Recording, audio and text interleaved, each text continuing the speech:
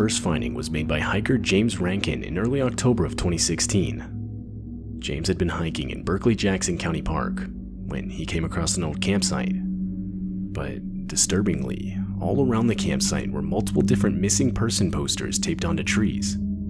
The posters themselves were completely real, featuring real missing people across different US states. Upon his discovery, James would quickly start recording. Okay, we're deep in the woods.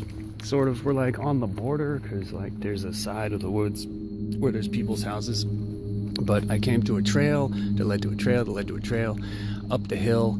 But I saw what looked like a fire pit. And remember, we're still in the woods. We're still in the woods, right? I don't know what this is. Do you see the trees? Look at the white. Okay. I was like, okay, these are probably no trespassing signs, or maybe it's something for the wildlife or something. Look what these are.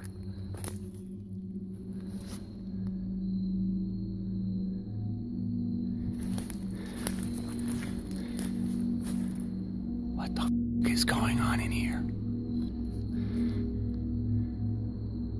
This is Utah, Florida. They're all different. They're all different. Every single one. This one's from Georgia. And look at it. Like, look where the we are. Who the does something like this? And we got this one. And it's obviously, you can tell, these aren't new. Like, not just that this is 2012, Noblesville, Indiana, right? Look at the tape. Look at the water damage. These bits have been hanging up for a while. Let me just, look at that. And over here in the middle of the fire pit, that's a shovel. James would ultimately report the finding to the police. Though, upon further investigation, police would write it off as someone's Halloween decorations. James, however, was not satisfied with this investigation. His discovery took place on October 3rd, and according to James, the posters themselves did not look like they were set up recently. Later that same year, James would return to the campsite, but this time be stopped by multiple no trespassing signs. Okay, first of all, I am not violating any of these no trespassing signs. I'm simply not. I came here only to show you and get it on tape and leave. From here, we can see down there, that's the clearing. So anyway, what they've done, they printed out their own no trespassing signs. Homemade. I'm assuming these are all legally binding. I have no way of knowing, so I'm not taking any chances. You can see they attached them to the trees with ordinary masking tape. These aren't even laminated. This is posted, private property, no trespassing. Violators will be prosecuted. And we've got one there, one there, one there. Because the police had already closed their investigation, this would pretty much mark the end of the whole situation.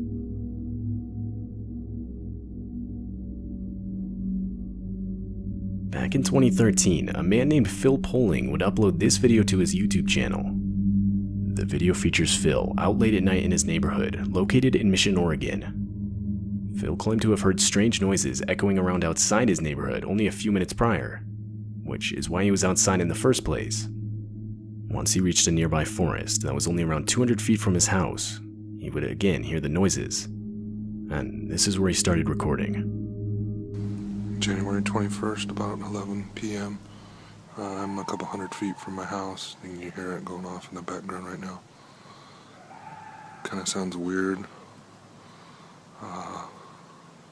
Kind of sounds doggish, hyena-ish.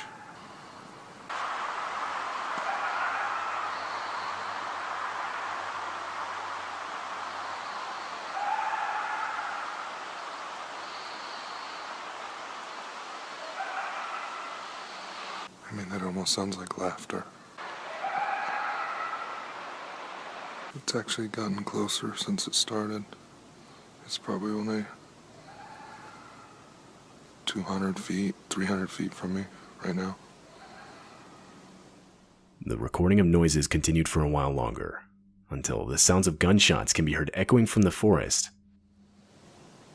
I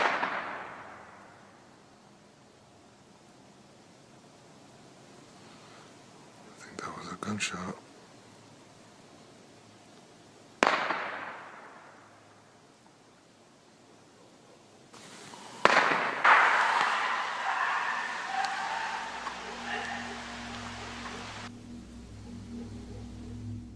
Multiple people in the community itself had claimed to have been hearing similar noises for the last 2 months or so leading up to the recording.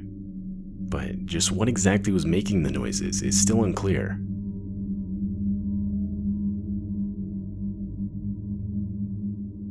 This video features the GoPro footage of 2 dirt bikers riding on a remote path in the forest. Throughout the video, the bikers can be seen going at extreme speeds, but doing this would quickly prove to become almost deadly. As the bikers continued on the path, they were unexpectedly met with a steel cable strung across 2 trees at perfect neck level for oncoming bikers. At a fast enough speed, this trap could no doubt take the lives of anyone riding through that didn't see it. Fortunately, however, the biker in the front did see it and was able to react quick enough to avoid it.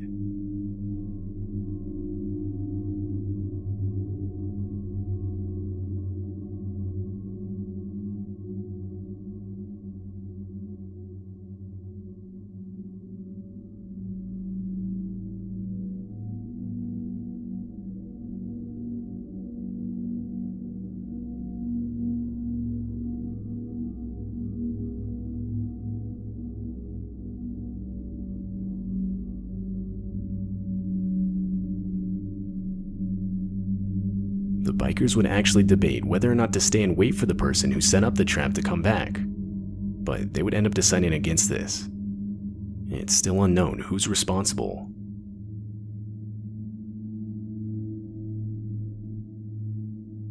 Mark Andre was a man who devoted his career to exploring the vast woods of Northern California. He worked as his town's environmental service director, so it was quite literally his job to spend time in the woods. In February of 2018, he had been tasked with marking trees, and while he was doing so deep in the woods, he would come across some makeshift cabin, which, considering the extreme remoteness of the area he was in, made the discovery highly abnormal. Mark would of course get a closer look at the structure. The thing was only around 8 by 12 feet wide and 15 feet tall. There was a lock on the shack's only entrance, and from the outside there was no real evidence anyone was there. Still, disturbed by the finding, Mark would head back to get professional assistance. The next few days would consist of multiple attempts to contact the owner of the shack, but all of them ultimately failing. So, finally, upon revisiting the structure, the men would break open the lock to the front door. They would find a space that was clearly being lived in, or at the very least had been lived in recently. The shack had its own furniture, a pot-bellied stove, a small library, and even a typewriter.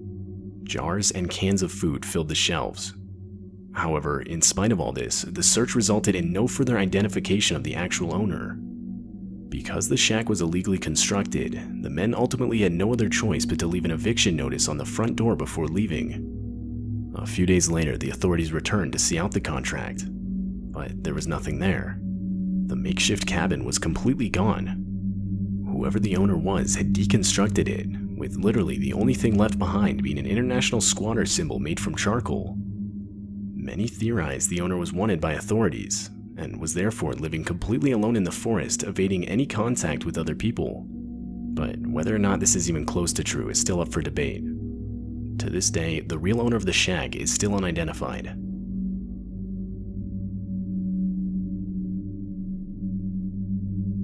This video was captured on an early morning in the middle of December. It takes place in Canada, and features some disturbing noise echoing throughout the forest. It's not clear what the noise is. Many frequent hunters would report to have never heard anything even remotely similar. I don't know what that is. I don't know. Scary shit.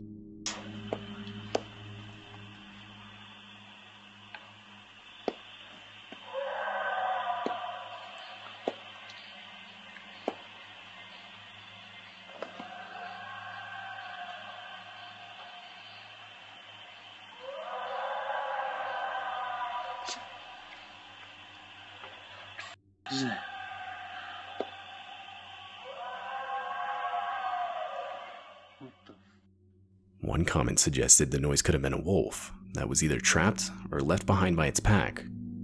It's also possible it was another animal, such as an elk or possibly a bull moose, although none of these theories have been confirmed.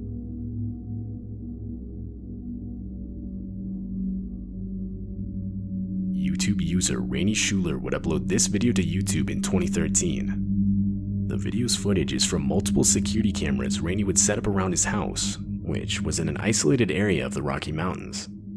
The whole idea behind the cameras was to capture the footage of the different wildlife around his property to then upload to YouTube.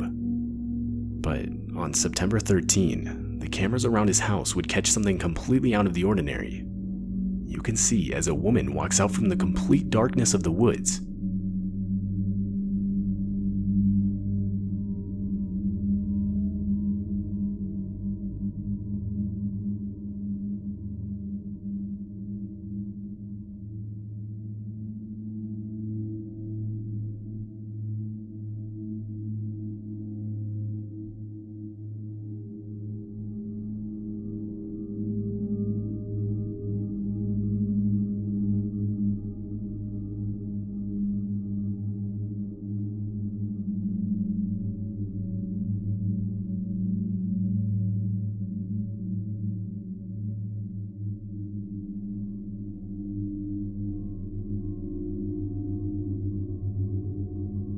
Some believe the woman was lost, or that her car had broken down nearby, but that doesn't explain her general careless mannerism as she aimlessly walks around the property.